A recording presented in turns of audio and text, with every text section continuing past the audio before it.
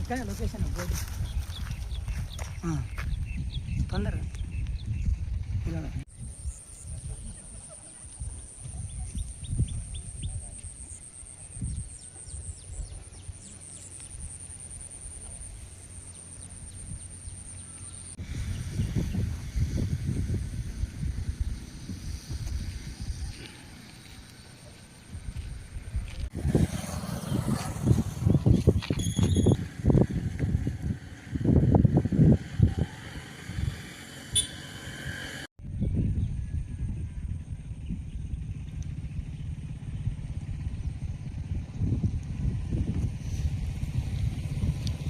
నా పేరు బూర్ల విష్ణు.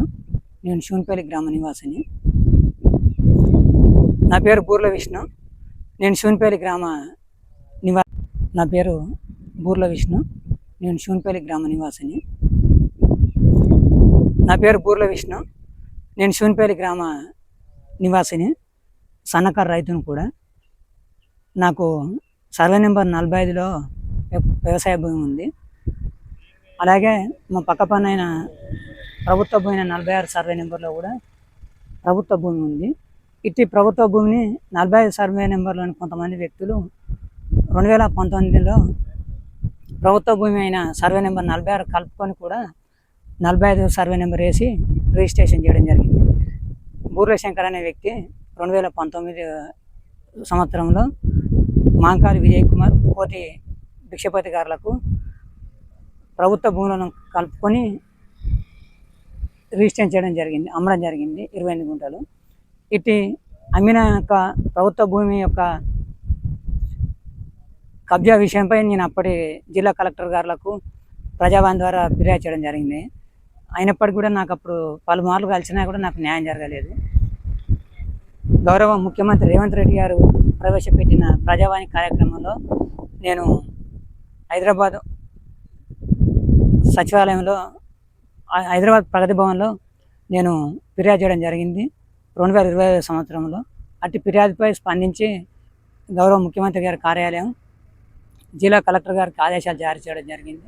జిల్లా కలెక్టర్ గారి ఆదేశాల మేరకు అప్పటి రెవెన్యూ డివిజనల్ అధికారి అయిన దరాసత్ వెంకన్న గారు 18/6/2025 తేదీన మోకాపైకి వచ్చి ఈ స్థల పరిశీలన చేసి ప్రభుత్వ భూమికి మేము హద్దులు ఏర్పాటు చేస్తాము, మీకు న్యాయం చేస్తాము, ఇది కొంత జాప్యం జరిగింది వాస్తవమే, కానీ ఇప్పటికైనా నీకు న్యాయం చేస్తామని నాకు హామీ ఇవ్వడం జరిగింది.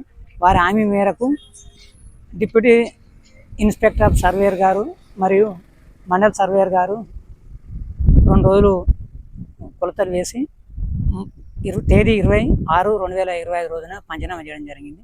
పంచనామా చేసినప్పుడు ఇటు ప్రభుత్వ భూమిలో కబ్జా గురైన కొంత భూమిలో వారు అప్పుడు నారు పోసుకుంటే వారు అప్పుడు మానవతా దృక్పథంతో మేము రైతులం కదా, మాకు కొంత వెసులుబాటు ఇవ్వండి సార్ అంటే సార్ కూడా వెసులుబాటు ఇవ్వడం జరిగింది. తిరిగి వారు రబీ సీజన్లో 2026లో మళ్ళీ ఇటు భూమిని మళ్ళీ తిరిగి సాగులోకి తేవడం జరిగింది. అయితే అప్పటి రెవెన్యూ అధికారులు స్వాధీనం చేసుకున్నారు. కాకపోతే ఏమైందంటే దీనికి పూర్తి స్థాయిలో కంచె నిర్మాణం చేయకపోవడం మూలంగా మళ్ళీ తిరిగి వాళ్ళు యథావిధిగా తిరిగి మరీ సాగు చేసుకునే ప్రయత్నం చేస్తున్నారు. అలాగే ఈ 2019లో అమ్మిన బూర్ల శంకర్ అనే వ్యక్తి అప్పుడు తన భార్య ఎంపీటీసీగా ఉండే, అప్పుడు అధికారాన్ని అడ్డం పెట్టుకొని దీన్ని ప్రభుత్వ భూమిని కూడా అమ్మి రిజిస్టర్ చేయడం జరిగింది. ఇప్పటికి కూడా నేను ఎన్నిసార్లు మొరపెట్టుకున్నా కానీ సంబంధిత సర్టిఫికేట్ సంబంధిత రిజిస్టర్ డాక్యుమెంట్ నెంబర్ 4991 2029 ఆ యొక్క రిజిస్టర్ డాక్యుమెంట్ రద్దు చేయాలని కూడా నేను మీడియా పూర్వకంగా విజ్ఞప్తి చేస్తున్నారు. అలాగే ఇటు వ్యక్తి ఏ పార్టీ అధికారాలు ఉంటే ఆ పార్టీలోకే వెళ్తున్నాడు. మన గౌరవ ఎమ్మెల్యే గారు అంటే మాకు అభిమానమే. సార్ కూడా అభివృద్ధి విషయంలో కానీ, నియోజకవర్గానికి డెవలప్మెంట్ విషయంలో కానీ, ప్రతి విషయంలో కూడా అభివృద్ధి పథంలో నిలుపుతున్నాడు. కాకపోతే ఏంటంటే సార్ చుట్టూ ఉన్న ఈ వ్యక్తి సార్కు చెడ్డ పేరు తెస్తున్నాడని నాకు అనిపిస్తుంది.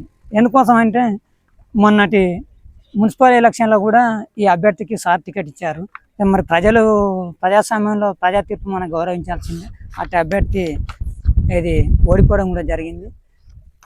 గౌరవ ఎమ్మెల్యే గారు కూడా చొరవ తీసుకొని మీరు కూడా ఇప్పటికైనా, ఎందుకంటే ఇది ఇటు భూమిని కూడా నా స్వార్థంకో నాకేమో అంటలేను.